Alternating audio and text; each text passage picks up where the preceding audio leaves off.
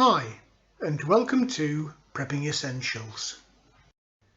It's well over a year ago now since COVID hit, but can you still remember the supermarket shelves being empty and all of the panic buying that went on when COVID first started?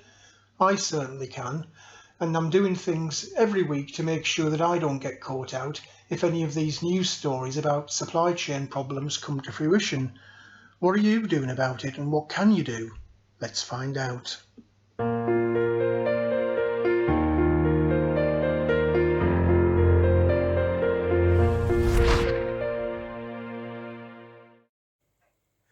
Well, as you can see, the vacuum sealer machine is out on the kitchen worktop.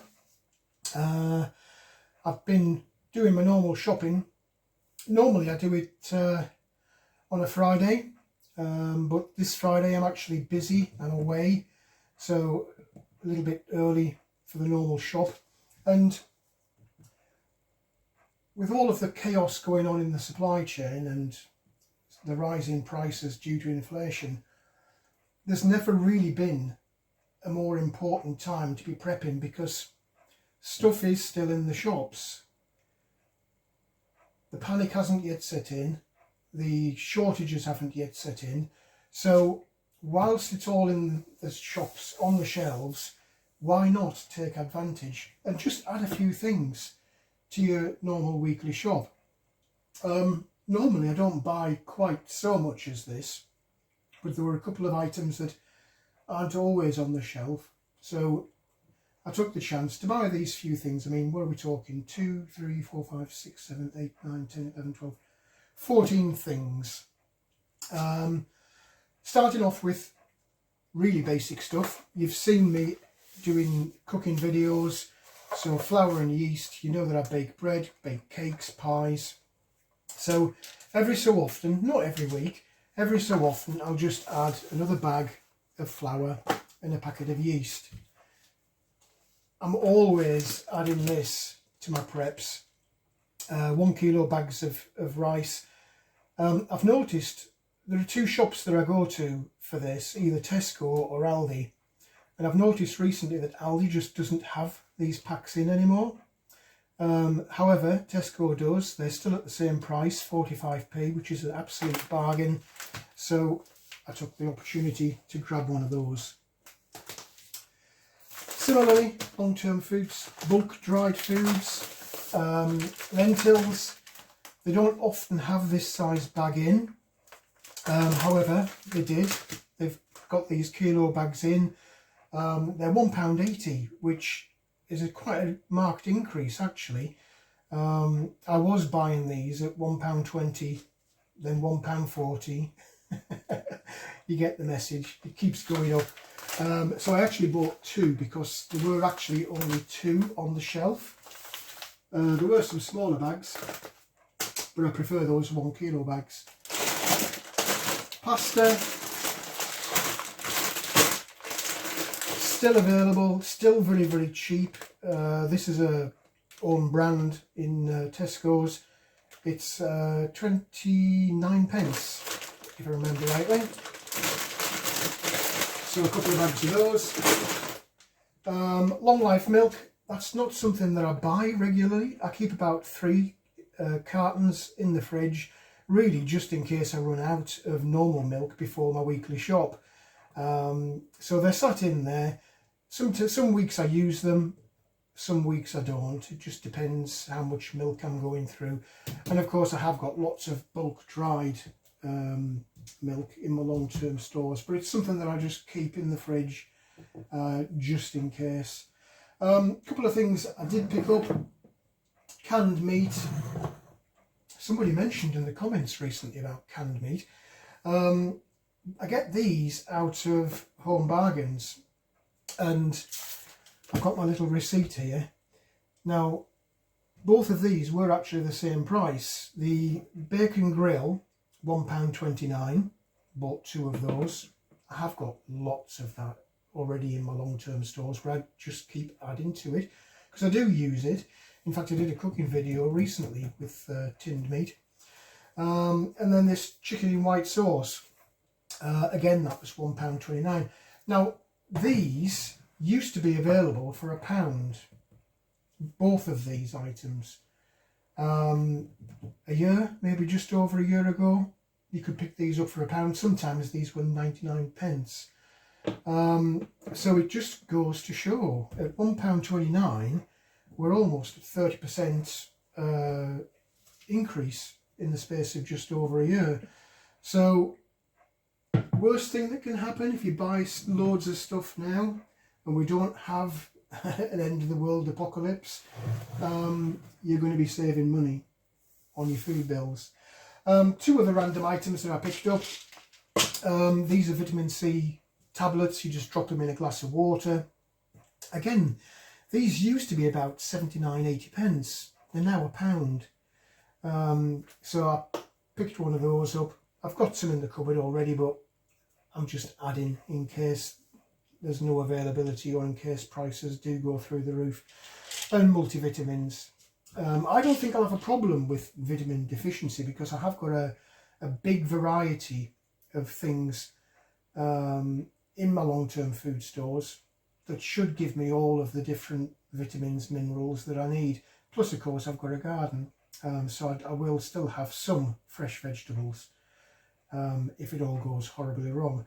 But err on the side of caution, got some of those, and if anybody is struggling that I know in terms of getting vitamins and minerals, I've always got stuff to barter with or to give away, depending on how generous I feel. Anyway, so I just thought I'd share that with you. And on the end of this video, I'll just tag a little slideshow in from a video I did. God, it must be over a year ago now, which kind of goes through emergency or long-term food storage and the kinds of things that you ought to be thinking about putting aside in your long-term stores.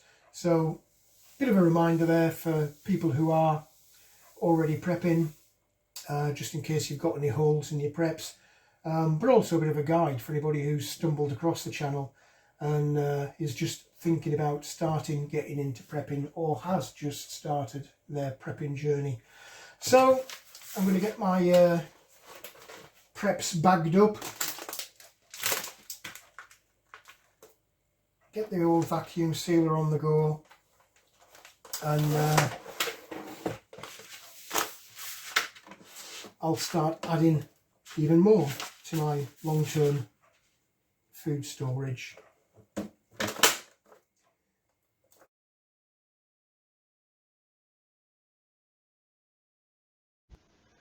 Number one item on most preppers' list of what to store is bulk dried foods.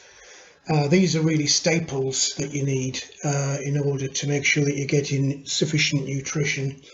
They would include things like dried rice, dried pasta. Indeed, some people have cottoned onto that who are not preppers, and you can see that from the video in the supermarket today where all the pasta had gone.